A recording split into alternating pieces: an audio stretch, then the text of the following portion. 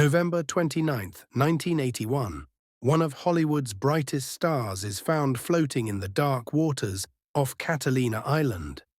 Natalie Wood, the woman who had everything, dead at 43.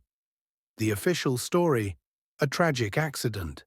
But the boat captain says there was a fight. There were screams. And fresh bruises covered her body. For 40 years, one man's power kept the truth buried. Until now, this is the case Hollywood doesn't want solved.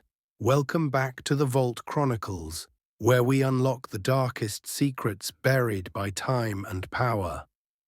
I'm George, and if you're ready to dive into one of Hollywood's most covered-up mysteries, hit that subscribe button and turn on notifications. We're unlocking cases 3 to 4 times a week that the powerful don't want you to remember. Drop a comment with your theories, smash that like button, and share this one because Natalie Wood deserves justice. Now, let's unlock the vault. Natalie Wood wasn't just a star, she was Hollywood royalty. Born Natalia Zakharenko to Russian immigrant parents, she started acting at age 4 and never stopped. By the time she was a teenager, she'd already earned an Oscar nomination for Rebel Without a Cause. She gave us West Side Story, Splendor in the Grass, Miracle on 34th Street. 3 Oscar nominations, a career spanning 4 decades. America watched her grow up on screen. In 1981, Natalie was married to actor Robert Wagner, RJ to his friends. It was actually their second marriage. They'd divorced in 1962, married other people, then found their way back to each other in 1972. Hollywood's ultimate love story, or so it seemed.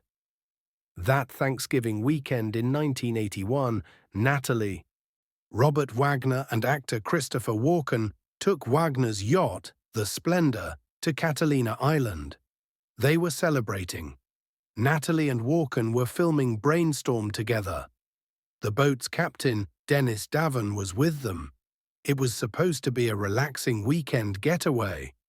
But on the night of November 28th, something went terribly wrong. By dawn on November 29th, Natalie Wood was dead, floating face down in the Pacific Ocean, wearing only a nightgown and socks. She had bruises on her body and arms. The dinghy was found nearby, its engine off, and the 2 men who were with her that night. Their stories didn't add up. Let's break down what we know happened that night, and more importantly, what doesn't make sense. On November 28, 1981, the group spent the day on Catalina Island. They had dinner at Doug's Harbor Reef restaurant around 10 p.m. According to witnesses, there was tension at the table. Natalie and Walken were deep in conversation. Wagner seemed jealous, agitated. They returned to the yacht around 10:30 p.m. And this is where the stories get murky. According to Robert Wagner's account, he and Walken got into an argument about Natalie's career. Wagner wanted her to focus on family. The argument escalated. At some point during the fight, Wagner smashed a wine bottle. He claims Natalie, tired of the fighting, went to their stateroom around 11 p.m. Wagner says he went to check on her around midnight, and she was gone. The dinghy was gone too. Wagner's theory. Natalie heard the dinghy banging against the yacht, went to tie it down, slipped on the wet deck, and fell into the water. In a panic, she tried to climb into the dinghy but couldn't. She drowned. There's just one problem. Natalie Wood was terrified of water. Her sister Lana Wood later said Natalie had a lifelong phobia of dark water. It stemmed from a prophecy her mother told her as a child, that she would die in dark water. Natalie even had a clause in her movie contracts to avoid water scenes when possible. So the idea that she'd go out on a wet deck, alone, in the middle of the night, to tie down a dinghy. It doesn't fit. And then there's the physical evidence. When Natalie's body was recovered, she had fresh bruises on her arms, legs, and face. The coroner noted the bruises were consistent with being inflicted before she entered the water. There was a scrape on her throat. She was wearing a red down jacket, socks, and a nightgown. Strange attire for someone supposedly trying to secure a boat. The autopsy also found that Natalie had a blood alcohol level of 0.1%. She'd been drinking. There were also painkillers and motion sickness medication in her system. But here's what's critical. The coroner initially ruled her death an accidental drowning. Case closed. Robert Wagner never faced charges. Christopher Walken gave a brief statement and left the island. And Dennis Davern, the boat captain, he stayed quiet for 30 years. In 2011, the case exploded back open, and it was Dennis Davern who lit the match. Davern, the boat captain, came forward and said he'd been lying for decades. In interviews and in a book called Goodbye Natalie, Goodbye Splendor, Davern told a very different story. According to Davern, on the night Natalie died, Wagner and Walken's argument wasn't just about her career, it was fueled by jealousy. Wagner suspected something was going on between Natalie and Walken.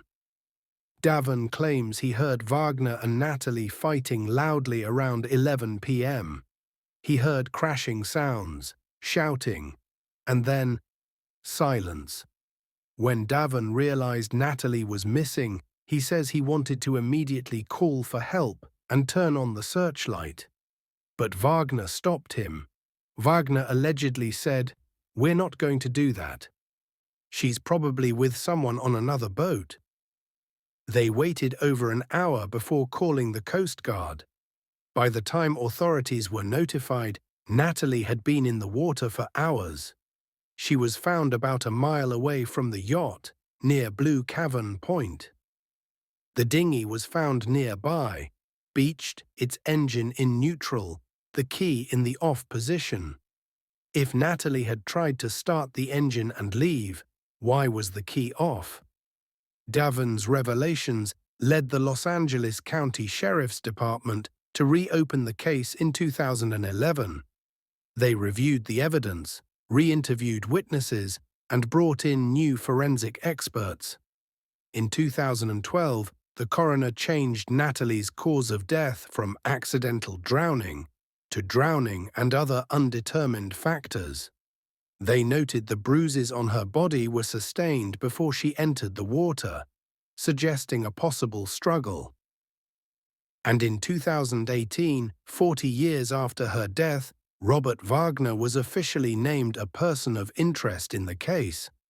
But Wagner has refused to speak to investigators.